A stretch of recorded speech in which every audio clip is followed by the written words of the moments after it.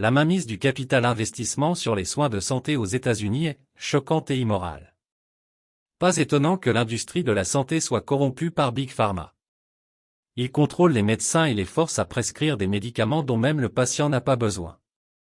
Ils ont aujourd'hui une belle réplique comme la fameuse fake news, c'est une mesure préventive. Vous devrez voir immédiatement un établissement psychiatrique si vous tombez dans leur piège. Comment les médecins sont-ils rémunérés par Big Pharma?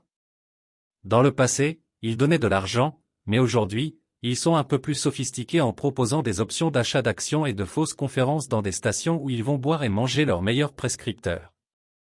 Réfléchissez à 2 fois quand un médecin vous dit quelque chose.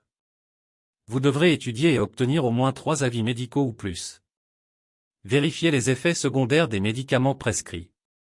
Si la maladie ne vous tue pas, les médicaments le feront. Ce qui est surprenant, c'est le fait que les sociétés de capital investissement se sont infiltrées dans le système de santé américain et prennent littéralement le relais. Il s'agit d'un problème grave auquel il faut s'attaquer, car il a un effet négatif sur les patients et leur accès à des soins de qualité.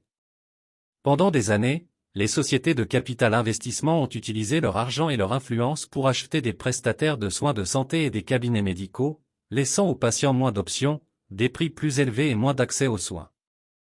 Des sociétés de capital investissement, telles que KKR, Blackstone et Apollo Global Management, rachètent des hôpitaux, des maisons de retraite et des cabinets médicaux. Ils sont alors en mesure de consolider les services, de réduire les frais généraux et d'augmenter les marges bénéficiaires en réduisant les coûts et en augmentant les prix. Cela a conduit à une situation où les patients sont facturés plus pour moins de soins. De plus, ces sociétés de capital investissement sont souvent plus soucieuses de profit à court terme que de fournir des soins de qualité.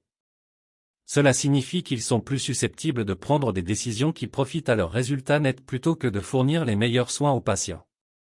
Par exemple, ils peuvent fermer un hôpital dans une zone rurale, même s'il s'agit du seul hôpital à des kilomètres à la ronde, afin d'augmenter leurs profits.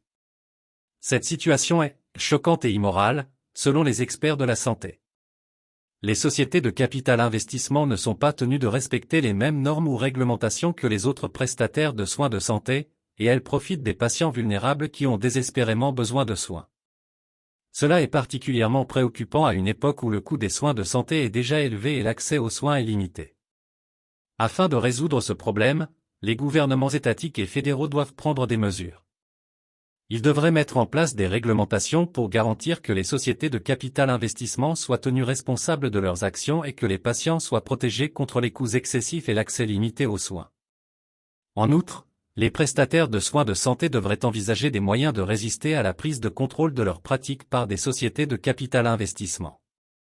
Cela pourrait inclure la formation de réseaux appartenant à des médecins ou la constitution d'organisations d'achat groupées afin de protéger leur indépendance. La mainmise du capital investissement sur le système de santé américain est un problème sérieux qui doit être résolu. C'est injuste pour les patients et cela les empêche d'obtenir les soins dont ils ont besoin.